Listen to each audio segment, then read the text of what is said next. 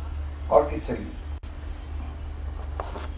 और देखिए, हम डायरेक्ट किसी से कोई कंसल्ट नहीं कर देते। कौन लेता था? सब कर्मचारी सब करता है। गिरिडीह सीओ डायरेक्ट नहीं लेते, लेकिन लेते जरूर हैं, और कितना लेते हैं वो इशारों इशारों में बताते भी हैं। लेकिन गलती उनसे ये हो गई कि वो अपने कारनामों को लेकर, अपने करतूतों को लेकर थोड़े ज़्यादा ओवर कॉन्फिडेंस और पैसा कमाने की रॉ में वो आम लोगों को भी नज़रअंदाज कर देते हैं। धनेश्वर, एक दर्शक हमारे साथ राजधानी रांची से जुड़े हुए। धनेश्वर जी, क्या कहेंगे आप? जी सर, मेरे साथ में भी ऐसा ही हुआ है। अभी जी बताइए। 2 साल से मेरे साथ में भी यही हो रहा है। जी सर। क्या हो रहा है, थोड़ा विस्तार से बताएं धनेश्वर जी। जी सर, मेरा जीएम लाइन के बगल में मेरा जमीन है ना सर जी। और जीएम लाइन है, उसका मतलब मेरे फ्रंट में मतलब 6 डिसमिल गैर मजरूआ जमीन है। जी धनेश्वर जी, हम आपके पास फिर आते हैं। सत्ताधारी दल के प्रवक्ता हमारे साथ जुड़े हुए हैं, मनोज पांडे जी, जेएमएम प्रवक्ता हैं। मनोज जी, स्वागत है आपका न्यूज 11 भारत पर। जी मनोज जी, न्यूज 11 भारत ने मुहिम शुरू की है। मुख्यमंत्री हेमंत सोरेन का सपना है कि सरकारी कार्यालयों को भ्रष्टाचार मुक्त किया जाए, और उस सपने को साकार करने में हम अपनी भूमिका निभा रहे हैं। और जब हमने खंगालना शुरू किया तो एक के बाद एक ऐसे कई सीओ के कारनामे उजागर हुए जो जमीन की लेन देन में, हर लेन देन में करीब करीब गड़बड़ी करते ही करते हैं। क्या कहेंगे? देखिए, मैं सर्वप्रथम तो न्यूज 11 को धन्यवाद देना चाहूंगा कि इन मामलों को संज्ञान में लाने के लिए, और ये भ्रष्टाचार की एक मिसाल है, एक जीता जागता उदाहरण है। निश्चित तौर पर सरकार के संज्ञान में आते ही सरकार इस पर निश्चित तौर पर कार्रवाई करेगी, क्योंकि ये लोग पिछली व्यवस्था के लोग हैं। मेरा मानना है कि उनकी आदत लग चुकी थी भ्रष्टाचार में लिप्त रहने की और भ्रष्टाचार करने की। जो घोटाले और घपले जमीन में किए गए पिछली सरकार में उच्च पदस्थ लोगों द्वारा, राजनेताओं के द्वारा संरक्षण प्राप्त जो अधिकारी थे, उनकी कार्यशैली, उनकी आदत में अभी भी बदलाव नहीं आया है। मैं आपके माध्यम से उन्हें निश्चित तौर पर चेतावनी देना चाहूंगा कि अपने कारगुजारियों से बाज आए, अन्यथा सरकार संज्ञान में लेकर इस पर कार्रवाई करेगी और कानून के तहत कार्रवाई होगी, उसमें कोई समझौता नहीं होगा। मनोज जी, हमारे जांच पड़ताल में जो जानकारी सामने आई है वो बेहद चौंकाने वाली, और सबसे चिंताजनक स्थिति ये है कि सरकारी भूखंड को भी भूमाफिया के हवाले प्लेट में सजाकर कर देते हैं कुछ पैसों के लिए। तो एक आवश्यकता नहीं लगती कि सभी सरकारी भूखंड जो झारखंड में है उसकी एक मॉनिटरिंग की जाए, एक समीक्षा हो कि क्या स्थिति है भूखंडों की? देखिए, जो भूमाफिया सक्रिय थे पिछली सरकार में, पूर्ववर्ती सरकार में, आपको उसका एक उदाहरण देखने को मिलेगा। यहाँ से राज्यसभा के सांसद जो महेश पोद्दार जी हैं, उन पर भी कई आरोप लगे थे गलत ढंग से भूमि अर्जित करने की।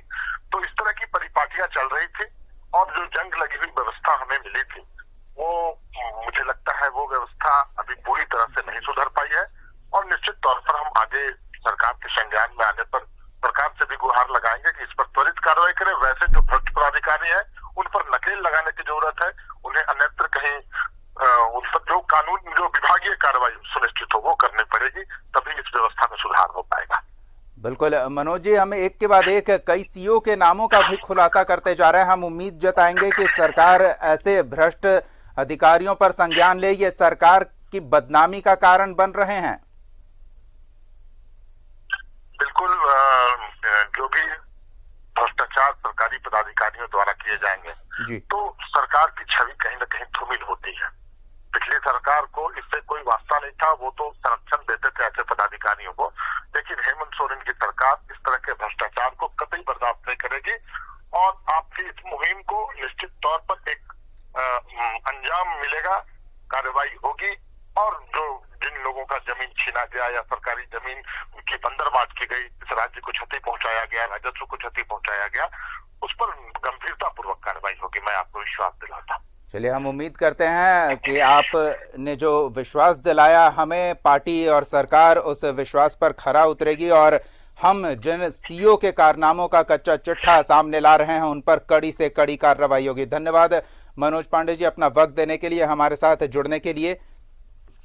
फिलहाल हमारे साथ आलोक दुबे जी भी जुड़े हुए हैं, इनकी भी प्रतिक्रिया जान लेते हैं। आलोक दुबे जी, सरकारी तंत्र में मौजूद दीमक सरकार को खोखला कर रहे हैं, सरकार की बदनामी का कारण बन रहे हैं।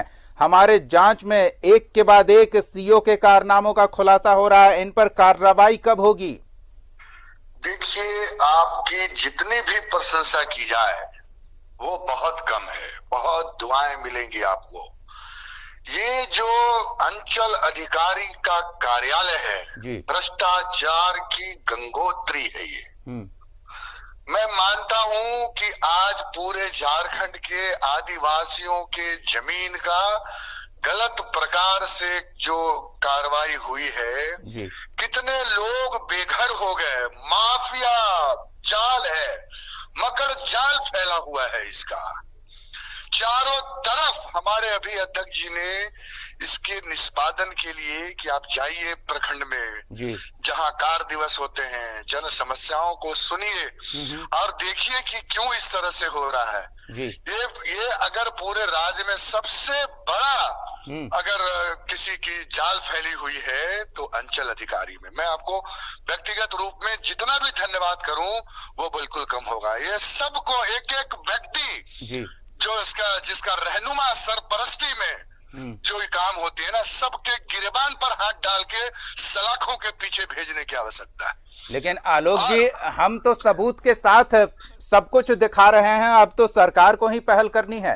आप नोट कर लीजिए, 48 घंटे के अंदर वो जिस शख्स को आपने माइक पर मैं देखा हूं अभी, रविंदर सिन्हा जी, मैं आपको वादा करता हूं 48 घंटे के अंदर वो FIR होगी उसके ऊपर में।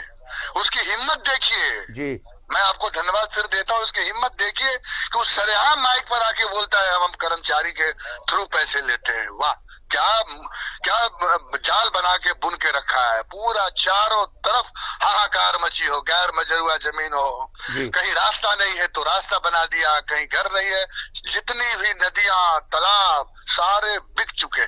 आप देख लीजिए, इन लोगों के वजह से पूरा वातावरण प्रदूषित है, पीने के पानी की दिक्कत है, मवेशियों को प्रॉब्लम है, हर कुछ बिकता चला जा रहा है।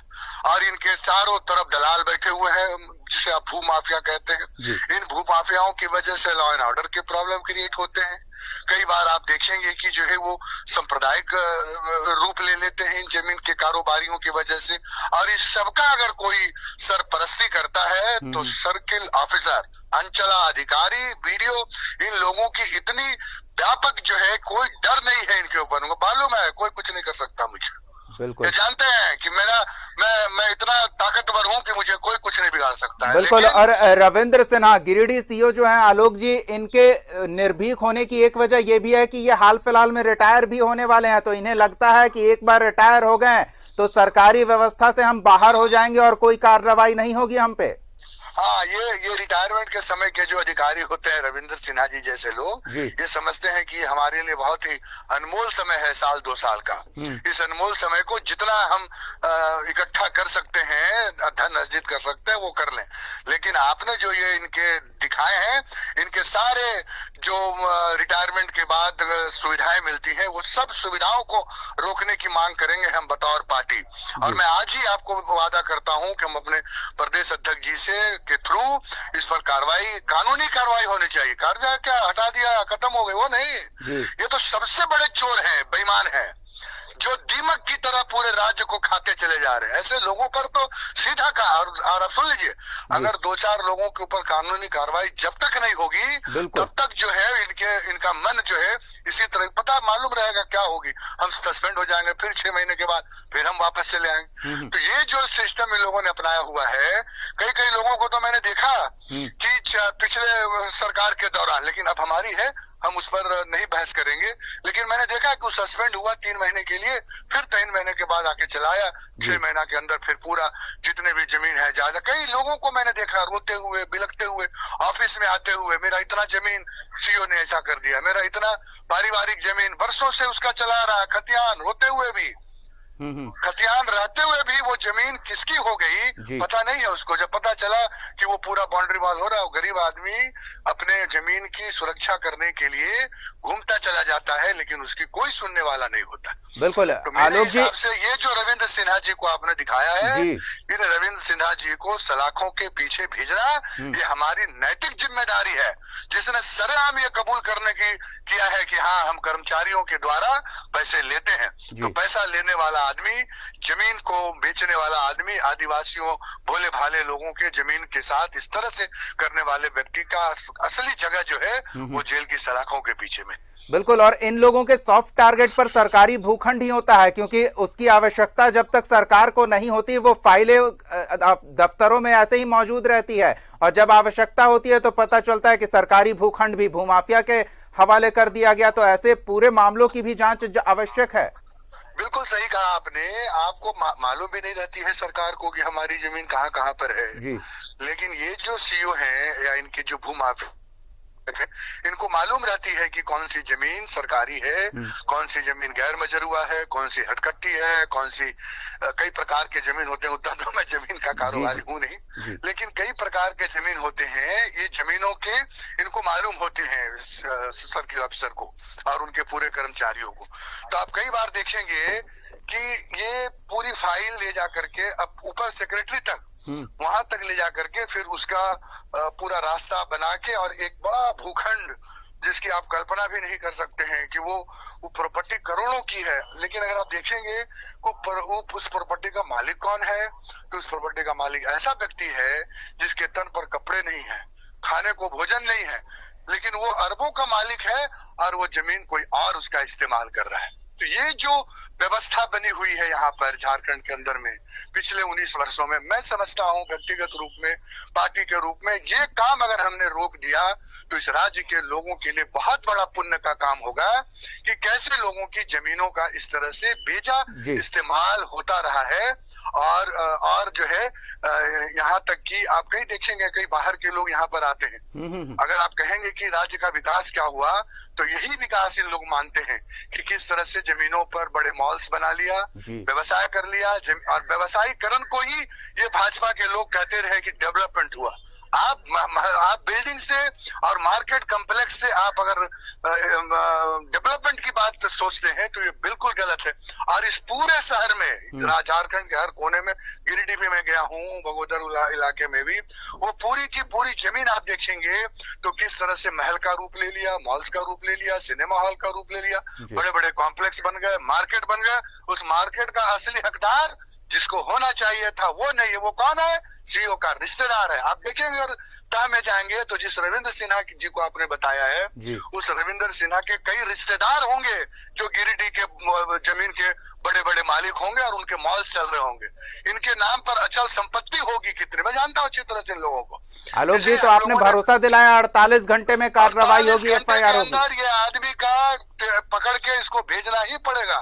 ये सरकार की नैतिक जिम्मेदारी है कि जो आदमी अपनी हिम्मत करके ये कहता हो कि हाँ हम अपने कर्मचारियों के द्वारा पैसे लेते हैं, तो आप सोचिए अगर ऐसे आदमी सलाखों के पीछे नहीं जाएंगे तो राज्य की जनता का भरोसा सरकार के ऊपर कैसे स्थापित होगा। और इनको संरक्षण देने वाले, वो बड़ा गेरुआ पहन के घूमने वाले, वो संरक्षण देने वाले भी लोगों को खींच करके सामने लाना पड़ेगा कि आदिवासियों के भोले भाले गरीब लोगों का जमीनों का जो आपने इस्तेमाल किया है उसके लिए भी जिम्मेवार लोगों को जरूर एफआईआर दर्ज होनी चाहिए। जी, बहुत बहुत धन्यवाद आलोक दुबे जी हमारे साथ जुड़ने के लिए, अपना वक्त देने के लिए, और साथ ही ये आश्वस्त कराने के लिए कि 48 घंटे में गिरिडीह सीईओ रविंद्र सिन्हा के विरुद्ध एफआईआर दर्ज कराया जाएगा।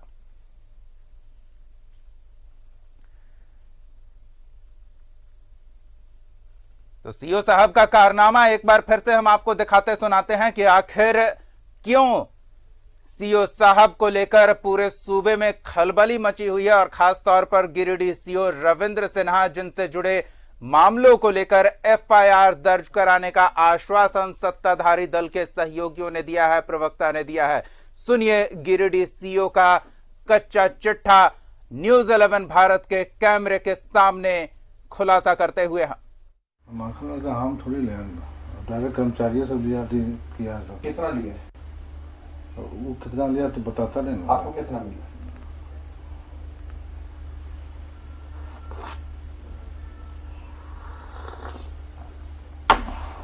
कितना मिला है? हमको यही मिला।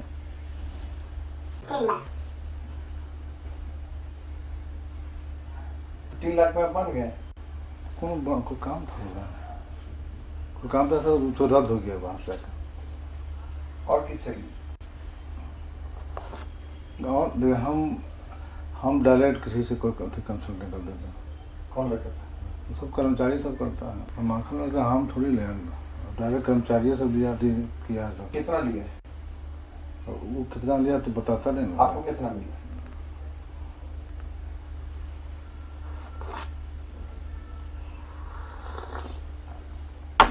आपको कितना मिला है? हमको यही मिला।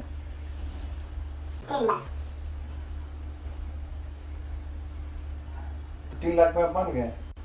कोई काम था होगा, कोई काम था तो रद्द हो गया वहाँ से। और किससे ली? और देखिए हम डायरेक्ट किसी से कोई कंसल्टेंट कर देते हैं। कौन लेता था? सब कर्मचारी सब करता है। हम आखिर से हम थोड़ी ले, डायरेक्ट कर्मचारी सब दिया किया है सब। कितना लिया? वो कितना लिया तो बताता नहीं। आपको कितना मिला?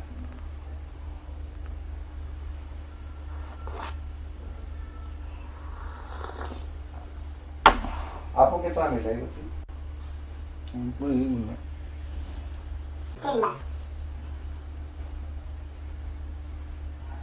3 लाख में बन गए? कोई काम था होगा, कोई काम था तो रद्द हो गया वहाँ से। और किससे ली? और देखिए हम डायरेक्ट किसी से कोई कंसल्टेंट कर देते हैं। कौन लेता था? सब कर्मचारी सब करता है। हम आखिर से हम थोड़ी ले, डायरेक्ट कर्मचारी सब दिया।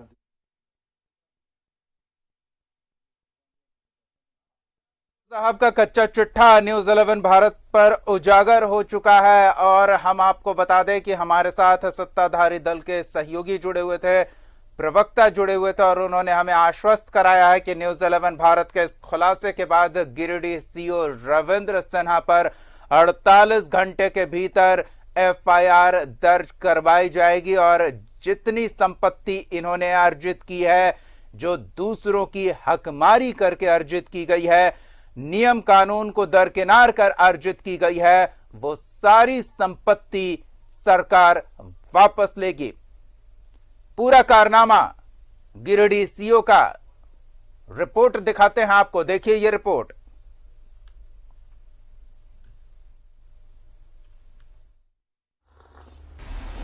इस तस्वीर को ध्यान से देखिए। यह है गिरिडीह के सीओ रविंद्र कुमार सिन्हा। गिरिडीह में सीओ साहब की तूती बोलती है। भ्रष्टाचार का जीता जागता उदाहरण है सीओ साहब। सीओ साहब का खेल सुनिए एक पीड़ित की जुबानी।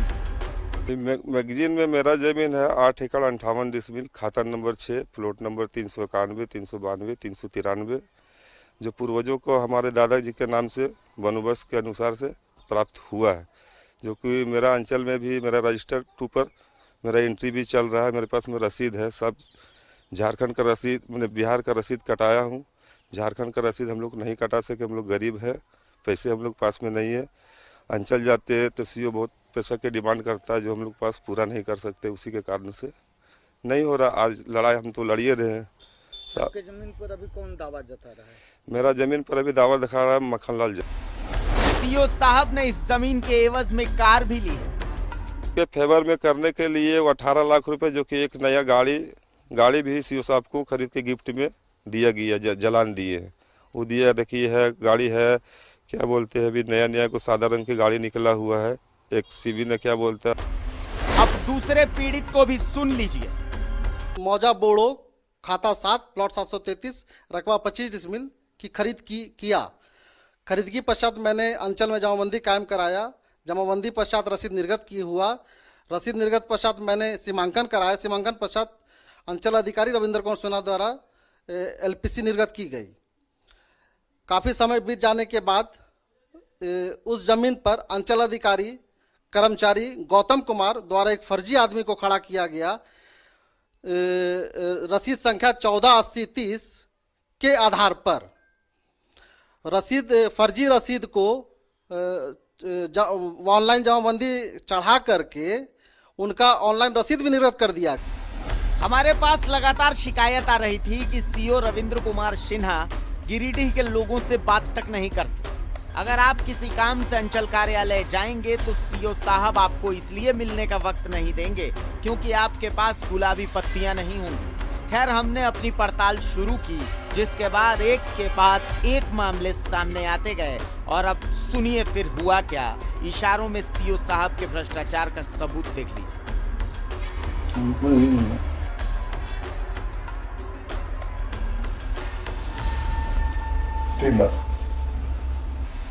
सीओ साहब रिटायर होने वाले हैं। सीओ साहब को लगता है कि एक बार रिटायर हो गए तो फिर कोई क्या कर लेगा। ईमानदार भू राजस्व सचिव साहब, ये आपके साख को चुनौती है। क्या आम लोगों के खून चूस लेने वाले अधिकारी को ऐसे ही छोड़ दिया जाएगा? इस आपकी स्वीकारोक्ति से ये तो स्पष्ट है कि गिरिडीह अंचल कार्यालय में सिर्फ सीओ ही नहीं है जो भ्रष्टाचार की बैतरनी में डूबते उतरते रहते हैं, बल्कि इनके अधीनस्थ के सभी कर्मचारी भी इनके इस गड़बड़ झाले में बराबर के साझेदार हैं। क्योंकि रिश्वत जो मिलती है, जमीन की हेराफेरी में जो नजराना चढ़ता है, वो उन्हीं कर्मचारियों के मार्फत सीओ साहब तक पहुंचता है। रविंद्र सिन्हा जी, आश्वस्त रहें। हमें आश्वस्त कराया गया है कि 48 घंटे में आप पर एफआईआर दर्ज किया जाएगा। तो सीओ साहब, आप अपना बोरिया बिस्तर समेटने को तैयार रहें।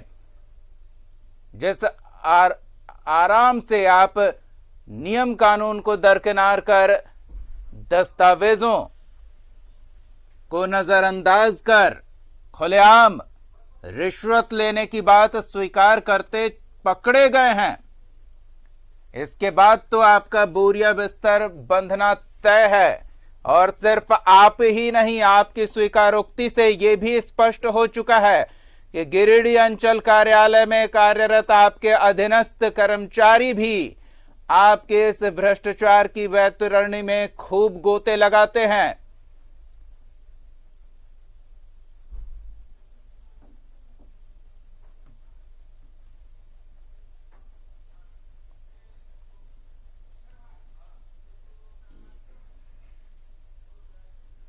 सीओ साहब का कच्चा चिट्ठा न्यूज़ 11 भारत पर आप साफ तौर पर देख सकते हैं किस तरह से ये डायरेक्ट कर्मचारियों से लिया किया सब। कितना लिया? वो कितना लिया तो बताता नहीं। आपको कितना मिला?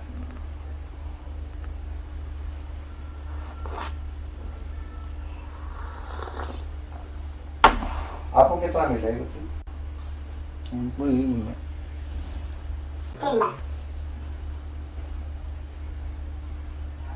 3 लाख में बन गए। कोई काम था, कोई काम था तो रद्द हो गया वहां से। और किससे लिए? और हम डायरेक्ट किसी से कोई कंसल्टेंट कर देते हैं। कौन लेता था? सब कर्मचारी सब करता है। माखन से हम थोड़ी ले, डायरेक्ट कर्मचारियों से लिया किया सब। कितना लिया? वो कितना लिया तो बताता नहीं। आपको कितना मिला?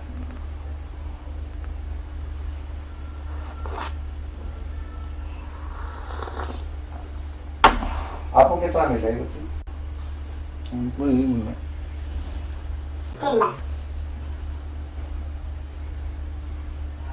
3 लाख में बन गए। कोई काम था, कोई काम था तो रद्द हो गया वहां से। और किससे लिए? और हम डायरेक्ट किसी से कोई कंसल्टेंट कर देते हैं। कौन लेता था? सब कर्मचारी सब करता है। माखन से हम थोड़ी ले, डायरेक्ट कर्मचारियों से लिया किया सब। कितना लिया? वो कितना लिया तो बताता नहीं। आपको कितना मिला?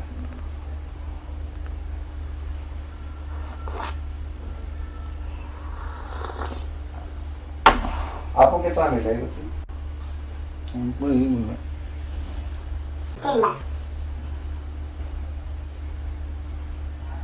3 लाख में बन गए। कोई काम था, कोई काम था तो रद्द हो गया वहां से। और किससे लिए? और देखिए हम डायरेक्ट किसी से कोई कंसल्ट नहीं कर देते।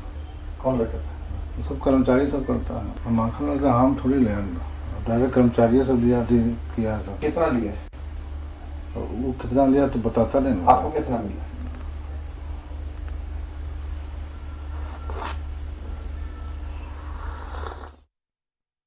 चलिए, तो गिरिडीह सीओ रविंद्र सिन्हा के काले कारनामे हमारे कैमरे में कैद हुए हैं और वो हम आपको लगातार दिखा रहे हैं। राज सिन्हा जी हमारे साथ जुड़े हुए हैं।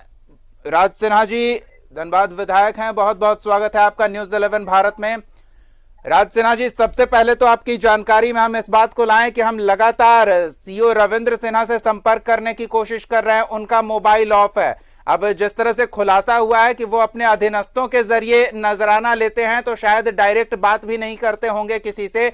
और दूसरी बात यह कि गिरिडीह विधायक सुदीप जी का भी नंबर लगातार हम लगाने की कोशिश कर रहे हैं और जब लगा तो उन्होंने इस मामले पर कुछ कहने से सीधे मना कर दिया। अब आपकी प्रतिक्रिया चाहेंगे, इस तरह की भ्रष्ट व्यवस्था में कैसे काम चलेगा आम लोगों का? 1 साल से तो चल ही रहा है इसी व्यवस्था में और हम लोग लगातार आवाज उठा रहे हैं कि सरकार में भ्रष्टाचार चरम पे है, कानून व्यवस्था बिल्कुल खत्म हो गई है, महिलाओं के उत्पीड़न, महिलाओं के साथ रेप लगातार बढ़ रहा है, पदाधिकारी निरंकुश हो गए हैं जी। यह तो सच्चाई है और धीरे धीरे सच्चाई आ भी रही है सामने।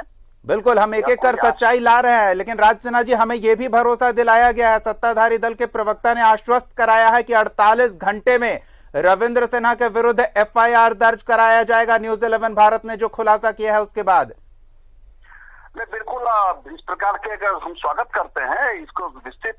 और ये देखिए, ये केवल रविंद्र सिन्हा का मामला नहीं है जी। रविंद्र सिन्हा को तो आपने किसी प्रकार से उनको उजागर किया है या अब जो बोल रहे हैं वो आ गया तो अब मामला सामने आ गया। यह लगभग ये सभी जगहों की यही स्थिति है। बिल्कुल, और हम सभी जगहों पर नजर बनाए हुए हैं राज सिन्हा जी। न्यूज 11 भारत ऐसे किसी भ्रष्टाचारी को नहीं छोड़ेगा।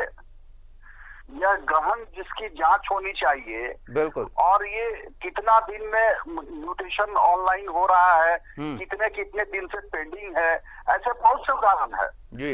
बहुत से उदाहरण है। लगातार लोग कागज को लटका के रखते हैं, लोग दौड़ रहे हैं, परेशान हो रहे हैं और जब तक चढ़ावा नहीं चढ़ता तब तक वो उनके काम नहीं होते हैं। यह सच्चाई है। तो इसलिए गहन जांच करनी चाहिए। आखिर टाइम फ्रेम बना हुआ है, म्यूटेशन कितने दिन में कर देना है, ये काम कितने दिन में कर देना है, उसमें तुरंत इमीडिएट मुझे तो लगता है कि आज के आज दिन सारे रोक करके और अधिकारियों को जांच करना चाहिए कि कितने दिन से उनके यहाँ फाइल पेंडिंग है और पेंडिंग है तो क्यों पेंडिंग है, और अगर जेन्युइन कारण से नहीं पेंडिंग है तो इमीडिएट सब लोग पे कार्रवाई होना चाहिए। बिल्कुल। तो जब तक इस प्रकार से इंटेंसिव कार्रवाई नहीं होगी ना, ये मामले रुकने वाले नहीं है। यहाँ तो सीओ लोग बोलते हैं कि हम लोग को भी ऊपर देना पड़ता है, स्पष्ट बोलते हैं।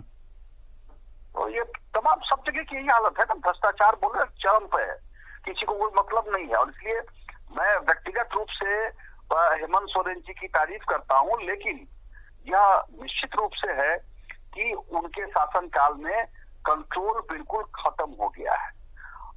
ऐसा लगता है कि अपरिपक्व और दूरदर्शी लोग सरकार में बैठ गए हैं और जितने उनके मंत्री हैं या तो उनको सहयोग नहीं कर रहे हैं, आपस में अंतर कलह काफी है लगता है, जिसके वजह से सरकार जो गुड गवर्नेंस है वो नहीं हो पा रही है, कंट्रोल नहीं है, बिल्कुल खत्म है। चलिए, तो उसी कंट्रोल को प्रभावी करने का हमारा ये प्रयास है। धन्यवाद राज सिन्हा जी अपना वक्त देने के लिए, हमारे साथ जुड़ने के लिए।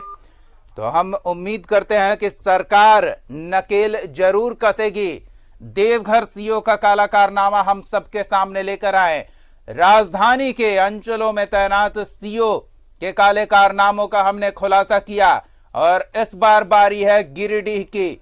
हम अपने दर्शकों को आश्वस्त कराते हैं कि जमीन से जुड़े जितने लेन देन में गड़बड़ झाला हुआ है, अवैध तरीके से जमीन के कागजातों में हेराफेरी करके खरीद बिक्री की गई है, भूमाफियाओं को जिस तरह से फायदा पहुंचाया गया है और मोटी रकम वसूली गई है, उन सभी सरकारी कर्मचारियों का कारनामा न्यूज 11 भारत एक एक कर उजागर करेगा। फिलहाल बारी है गिरिडीह सीओ की, जो हमारे कैमरे पर स्वीकार करते पाए गए कि वो ऐसे गड़बड़ झाले के लिए पैसे तो लेते हैं, लेकिन उनकी मासूमियत देखिए। वो साफ तौर पर कहते हैं कि वो खुद नहीं लेते, अपने कर्मचारियों के जरिए वो नजराना लेते हैं। और हम लगातार कोशिश कर रहे हैं कि किसी तरह से इनका फोन लग जाए, इनसे बात हो जाए, लेकिन जिस अंदाज में ये नजराना डायरेक्ट नहीं लेते, शायद ये डायरेक्ट बात भी नहीं करते। अब ऐसे में देखना दिलचस्प होगा कि हमें जो भरोसा दिलाया गया है कि 48 घंटे में इस खुलासे के बाद रविंद्र सिन्हा गिरिडीह सीओ के विरुद्ध प्राथमिकी दर्ज की जाएगी, तो हमारी नजर बनी रहेगी 48 घंटे बाद गिरिडीह सीओ अपना बोरिया बिस्तर बांधकर तैयारी कर लें।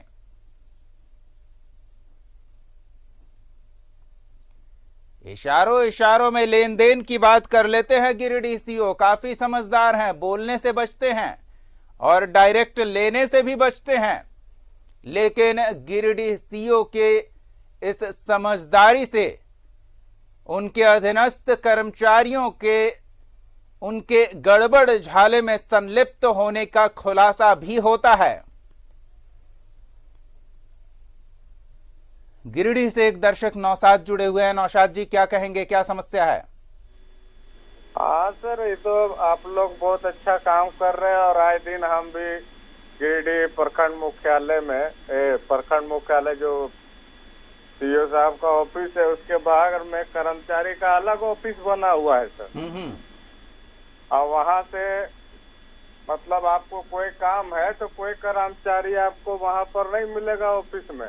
एक बगल में रूम बना हुआ है, सब कर्मचारी वहीं बैठता है और वहीं से आपको लेन देन करना है और काम कराना है। कर्मचारी आपको ऑफिस में नहीं मिलने वाला है। जी नौशाद जी, तो आपका काम हुआ है या आपको भी लेन देन का शिकार होना पड़ा है? बिल्कुल होना पड़ा है सर। एक दिन, सप्ताह दिन, 15 दिन का काम में आपको बहुत दिन, कितना दिन लगेगा कोई नहीं जानता है।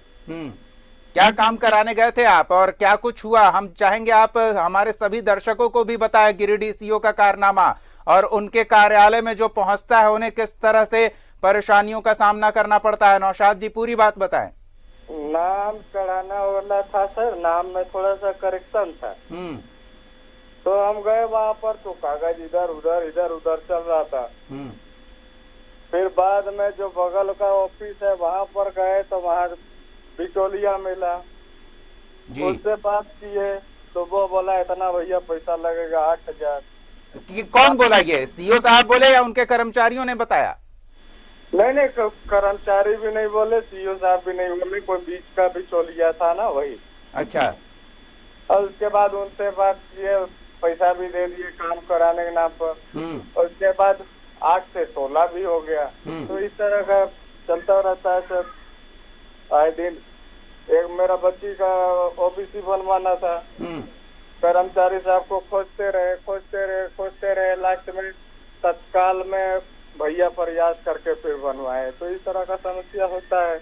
आप लोग बहुत अच्छा काम कर रहे हैं, करप्शन दूर होना चाहिए झारखंड से। बिल्कुल, कम से कम सरकारी कर्मचारियों को तो इस बात का ध्यान रखना चाहिए कि उन्हें पर्याप्त वेतन मिलता है और लालच ना करें, थोड़ा संतुष्टि का भाव रखें। लेकिन हर अधिकारी, हर कर्मचारी इस तरह के आरोपों से घिरा हुआ है और सरकारी दफ्तरों को भ्रष्टाचार मुक्त किया जाना जरूरी है, क्योंकि विकास की रफ्तार में ये सबसे बड़े स्पीड ब्रेकर है। आम लोग ही जब संतुष्ट नहीं है, आम लोगों का काम ही जब सुचारू नहीं हो रहा है, तो फिर सवाल तो सरकार पर उठेंगे ही कि आखिर कैसी व्यवस्था है जिसमें बिना नजराने के, बिना भ्रष्टाचार के कोई काम ही नहीं होता। तो आप भी हमारे साथ जुड़ सकते हैं, अपनी समस्याओं को हमारे साथ साझा कर सकते हैं।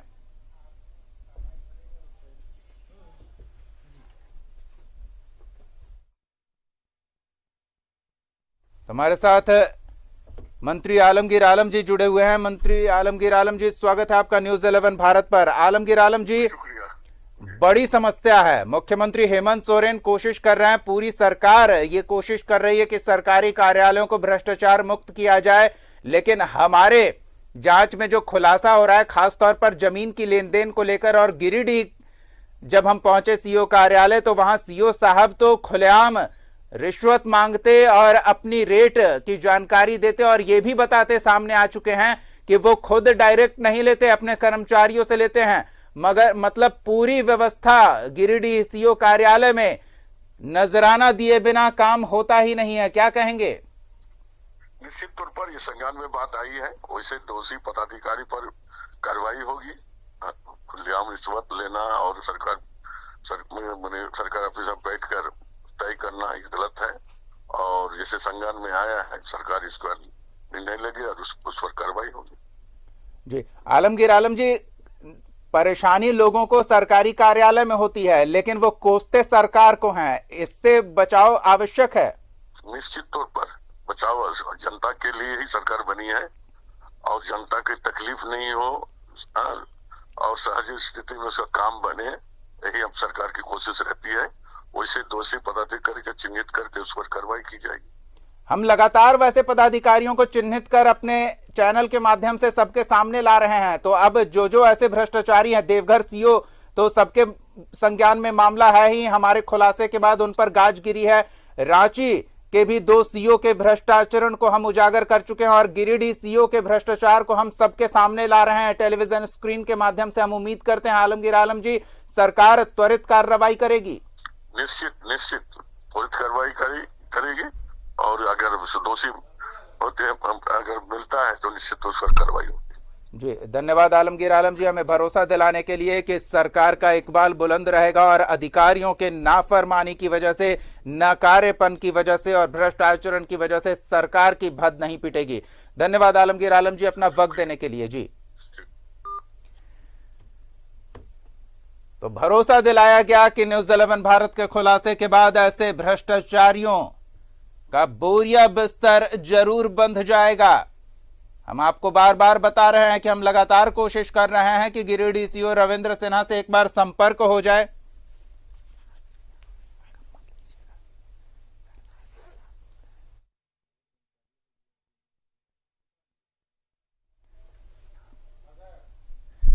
जामताड़ा से यूथ कांग्रेस अध्यक्ष हमारे साथ जुड़े हुए हैं, स्वागत है आपका। आप अपनी बात रखें और किस तरह, क्या कभी आपको भी इस तरह की समस्या से दो चार होना पड़ा है, ये भी जानना चाहेंगे हम।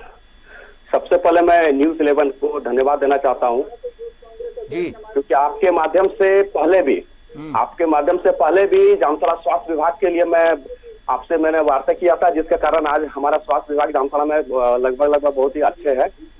जिस तरह आपने दिखा रहा है कि सीओ साहब का कारनामा, ये पिछले सरकार का देन है, बीजेपी सरकार का देन है। ये लोग आज भी ये समझ रहे हैं, जितने अफसर है ये लोग आज भी समझ रहे हैं कि रघुवर दास का ही सरकार है, लग रहा है झारखंड में। वो लोग को ये समझ होना चाहिए। हम उम्मीद करते हैं कि सरकार उनकी गलतफहमी दूर करने के लिए प्रयासरत होगी। धन्यवाद हमारे साथ जुड़ने के लिए। राज सिन्हा धनबाद विधायक हमारे साथ जुड़ चुके हैं। राज सिन्हा जी, क्या कहेंगे? इस तरह के खुलासों के बाद आश्वासन तो मिल रहा है कि कार्रवाई होगी। नहीं, देखिए कोई उम्मीद नहीं लग रही है, इसलिए कोई उम्मीद नहीं। मंत्री जी के बातों को मैंने सुना है जी, और आप देखिए अभी 2 दिन पहले आया था, सार्वजनिक रूप से आया था, और किसी ने उस पर कोई प्रतिक्रिया भी नहीं दी है, कोई बड़े नेता ने।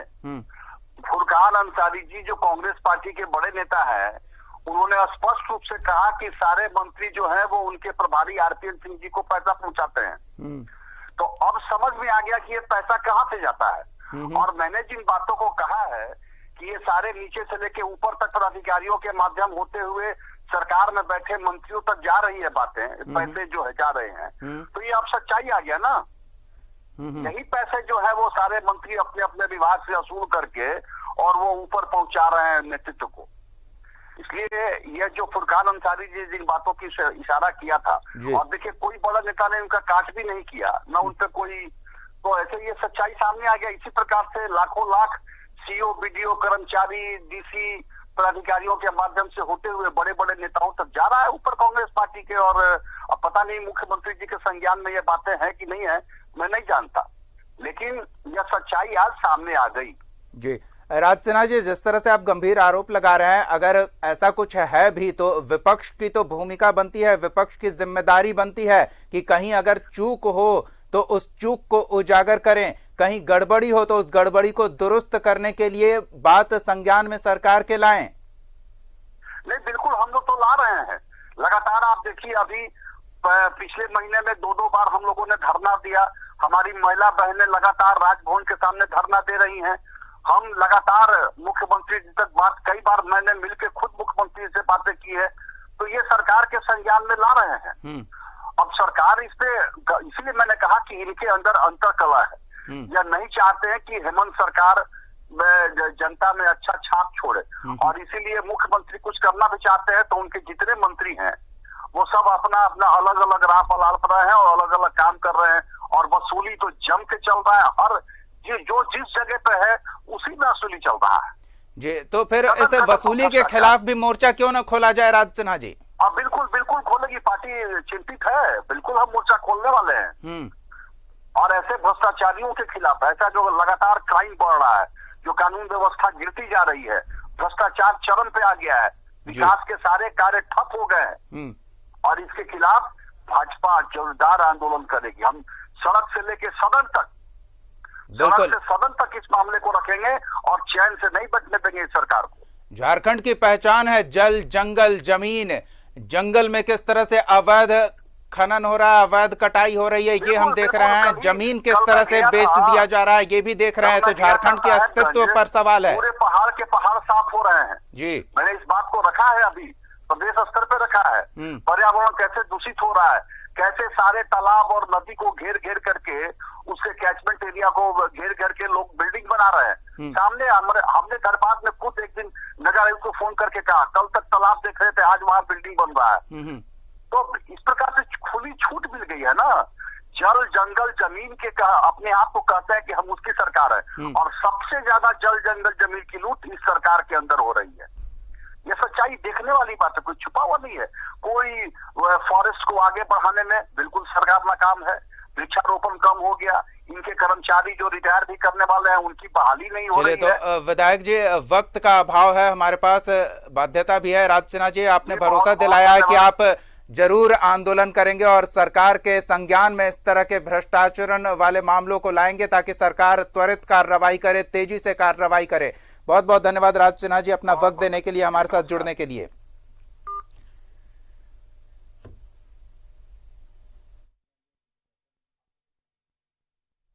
इस बुलेटिन में फिलहाल इतना ही। आप देखते रहिए न्यूज़ 11 भारत।